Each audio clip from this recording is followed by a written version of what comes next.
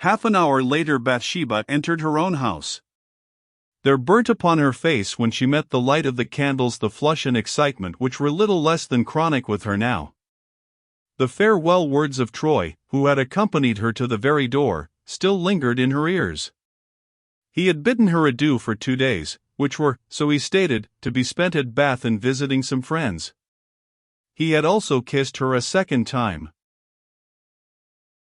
It is only fair to Bathsheba to explain here a little fact which did not come to light till a long time afterwards, that Troy's presentation of himself so aptly at the roadside this evening was not by any distinctly preconcerted arrangement. He had hinted, she had forbidden, and it was only on the chance of his still coming that she had dismissed Oak, fearing a meeting between them just then. She now sank down into a chair, wild and perturbed by all these new and fevering sequences.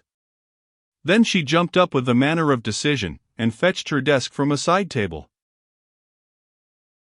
In 3 minutes, without pause or modification, she had written a letter to Boldwood, at his address beyond Casterbridge, saying mildly but firmly that she had well considered the whole subject he had brought before her and kindly given her time to decide upon, that her final decision was that she could not marry him. She had expressed to Oak an intention to wait till Boldwood came home before communicating to him her conclusive reply. But Bathsheba found that she could not wait. It was impossible to send this letter till the next day, yet to quell her uneasiness by getting it out of her hands, and so, as it were, setting the act in motion at once, she arose to take it to any one of the women who might be in the kitchen. She paused in the passage. A dialogue was going on in the kitchen, and Bathsheba and Troy were the subject of it. If he marry her, she'll gie up farming. 'Twill be a gallant life, but may bring some trouble between the mirth, so say I. Well, I wish I had half such a husband. Bathsheba had too much sense to mind seriously what her servitors said about her, but too much womanly redundance of speech to leave alone what was said till it died the natural death of unminded things. She burst in upon them. Who are you speaking of? She asked. There was a pause before anybody replied. At last Liddy said frankly, what was passing was a bit of a word about yourself, miss. I thought so. Marianne and Liddy and Temperance, now I forbid you to suppose such things. You know I don't care the least for Mr. Troy, not I. Everybody knows how much I hate him, yes, repeated the froward young person, hate him.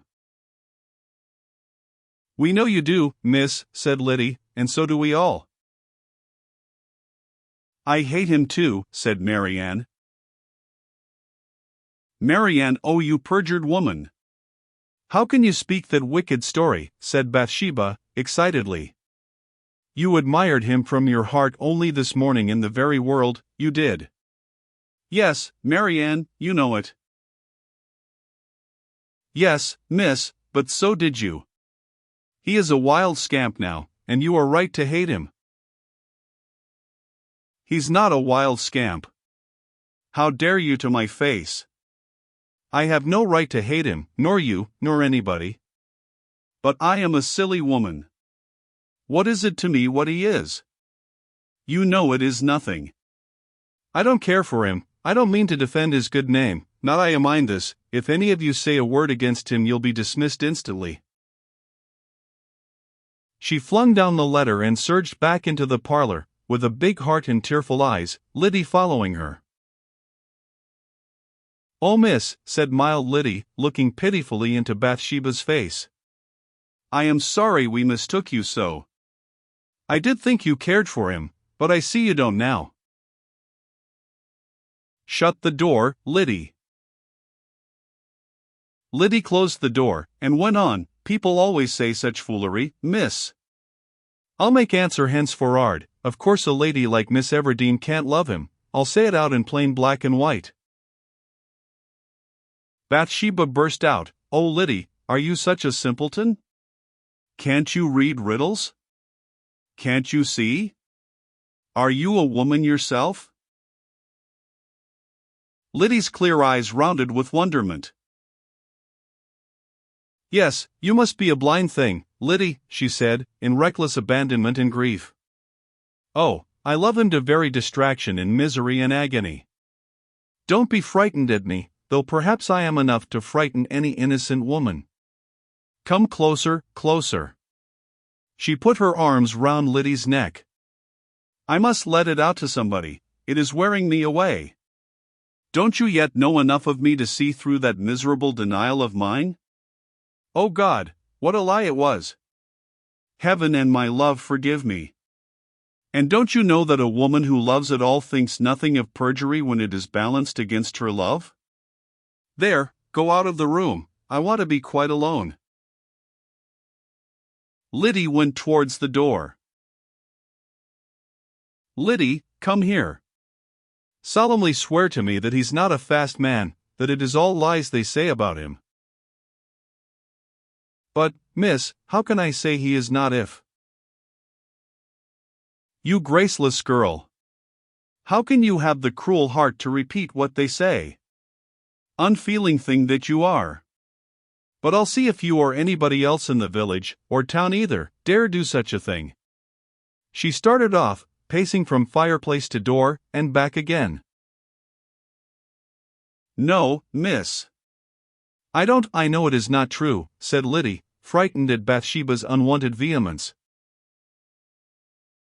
I suppose you only agree with me like that to please me. But, Liddy, he cannot be bad, as is said. Do you hear? Yes, miss, yes. And you don't believe he is? I don't know what to say, miss, said Liddy, beginning to cry. If I say no, you don't believe me, and if I say yes, you rage at me. Say you don't believe it, say you don't. I don't believe him to be so bad as they make out. He is not bad at all. My poor life and heart, how weak I am, she moaned, in a relaxed, desultory way, heedless of Liddy's presence. Oh, how I wish I had never seen him. Loving is misery for women always. I shall never forgive God for making me a woman, and dearly am I beginning to pay for the honor of owning a pretty face. She freshened and turned to Liddy suddenly. Mind this, Lydia Smallberry, if you repeat anywhere a single word of what I have said to you inside this closed door, I'll never trust you, or love you, or have you with me a moment longer, not a moment. I don't want to repeat anything, said Liddy, with womanly dignity of a diminutive order, but I don't wish to stay with you. And, if you please, I'll go at the end of the harvest, or this week, or today. I don't see that I deserve to be put upon and stormed at for nothing, concluded the small woman, bigly. No, no, Liddy, you must stay, said Bathsheba, dropping from haughtiness to entreaty with capricious inconsequence. You must not notice my being in a taking just now. You are not as a servant, you are a companion to me. Dear, dear, I don't know what I am doing since this miserable ache of my heart has waited and worn upon me so. What shall I come to? I suppose I shall get further and further into troubles. I wonder sometimes if I am doomed to die in the Union. I am friendless enough, God knows. I won't notice anything, nor will I leave you, sobbed Liddy, impulsively putting up her lips to Bathsheba's, and kissing her. Then Bathsheba kissed Liddy, and all was smooth again. I don't often cry, do I, Lyd? But you have made tears come into my eyes, she said, a smile shining through the moisture. Try to think him a good man, won't you, dear Liddy? I will, miss, indeed. He is a sort of steady man in a wild way, you know. That's better than to be as some are, wild in a steady way. I am afraid that's how I am. And promise me to keep my secret, do, Liddy. And do not let them know that I have been crying about him, because it will be dreadful for me, and no good to him, poor thing. Death's head himself shan't wring it from me, mistress, if I've a mind to keep anything, and I'll always be your friend," replied Liddy, emphatically, at the same time bringing a few more tears into her own eyes, not from any particular necessity, but from an artistic sense of making herself in keeping with the remainder of the picture, which seems to influence women at such times. "I think God likes us to be good friends, don't you?" "Indeed I do." "And, dear miss, you won't harry me and storm at me, will you? Because you seem to swell so tall as a lion then, and it frightens me. Do you know, I fancy you would be a match for any man when you are in one o' your takings?" "Never." "Do you?" said Bathsheba, slightly laughing, though somewhat seriously alarmed by this Amazonian picture of herself. "I hope I am not a bold sort of maid, mannish," she continued with some anxiety. "Oh no, not mannish, but so almighty womanish that 'tis getting on that way sometimes." "Ah! Miss," she said, after having drawn her breath very sadly in and sent it very sadly out, "I wish I had half your failing that way.